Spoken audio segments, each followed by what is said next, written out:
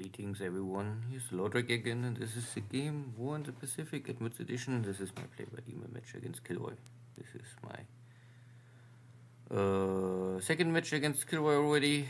This is a new map edition or game version 27. Still scenario 1, but KilRoy have the working American torpedoes at the start of the war to boost his fighting abilities. There was just a sighting of an enemy force. KilRoy's carriers are somewhere in the Marshall Islands, and my Japanese offensive thrust, I think, is more or less over. I will soon switch to defense and holding and see how the Allies can react. If you're American heavy units bombarding more Japanese bases in the Marshall Islands, creating some hits, but nothing really too seriously. At the same time, I try to finish off the last Dutch in these bases here. I don't expect there really a lot to fight, more or less only to take over.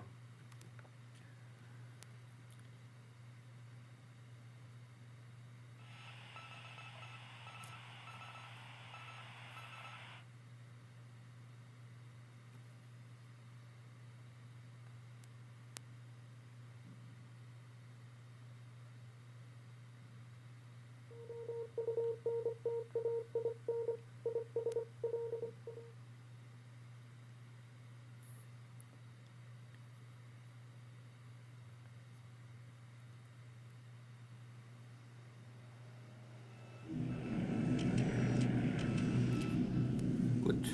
So, more airstrikes against the British. This is all this leftover British army out of Rangoon. I was not able to destroy them directly, but I cut them off and can now bombard them in clear terrain.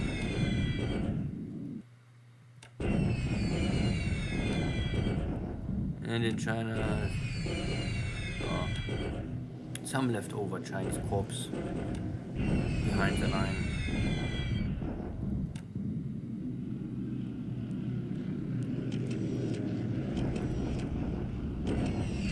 This is source of Wenzhou, so this is a hex with no impact.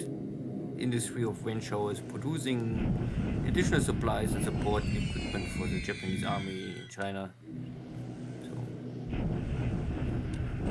Everything's fine. Some Catalinas are taking Comac, and somehow my cap fighters are maybe not running today. But the Catalinas are missing, luckily. And the Townsville, my Japanese ground forces must more or less accept this daily bombardments and hold out for reinforcements.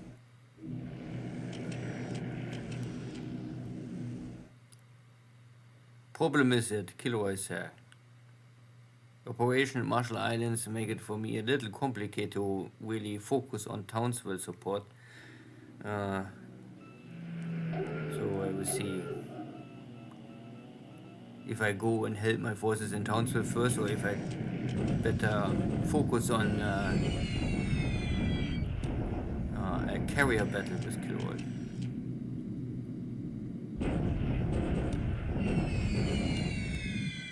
More Catalinas. Ooh, and my local minesweeper get a bomb hit.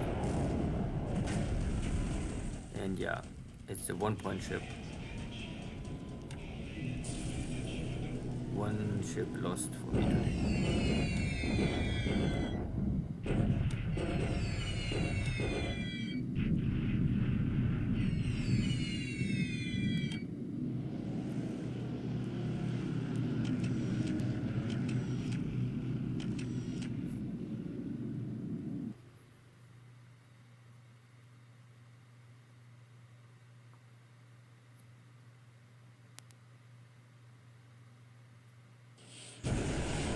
But I am able to sink the enemy mine tender.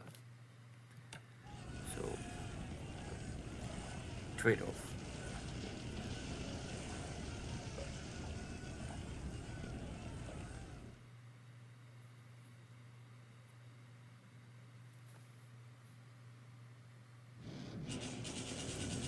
And the Japanese tank army is pushing here the Australian forces, and you can see that 90% is support equipment, base forces, and not more a lot of fighting ability. Raw attack power is 39. KilRoy can keep this on the table so he don't have any breakdown, but for my tanks is similar, so I still have roughly 3 times attack power. And KilRoy is out of supplies. Maybe the road network is not really so well, so the little fighting power you have left is now destroyed. Now it's really only a smoking war, retreating unarmed forces. Here in China, I also forced the Chinese Space Force to surrender. And Nomaya is, problem is, I get reinforcements here, but also KilRoy just, I think, unload one more division. Before he had, I think, roughly around 700 attack power. Now it's 1,300. So somehow he gets around 400 or 500 attack power more. And this is triple defense terrain, so this is hard to even out.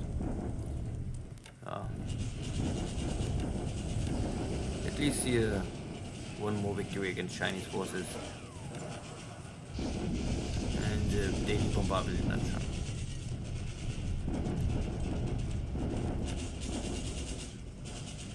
And west of Chongqing, I also forced these 2 units to surrender.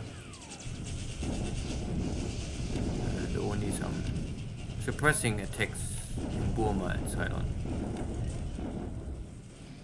Ooh, and one more Chinese corps. But they don't want to give up today. One more day. Fighting here, empty base,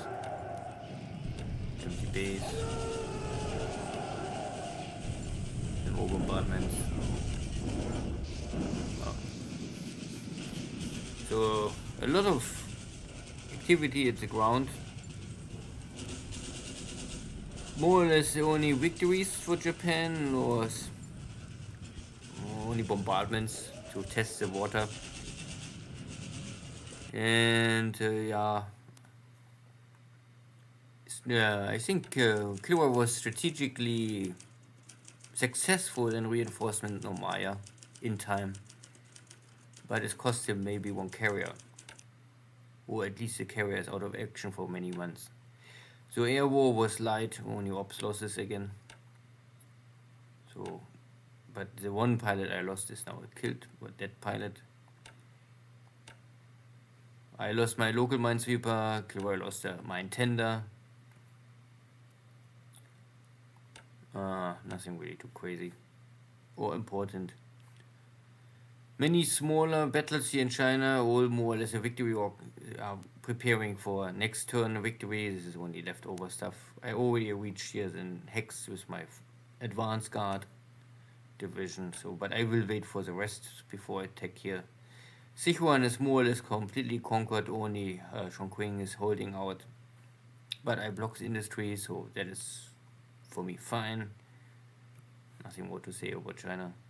Burma is also a standstill. I took everything what I must take. The British are blocked, but they are too strong that I can take them because it's here. Jungle Rough is triple terrain. I cannot fight there. Ceylon waiting for reinforcements, but I took them 2 main ports, so it's also controlled by Japanese forces, but not completely secured. The last Dutch bases are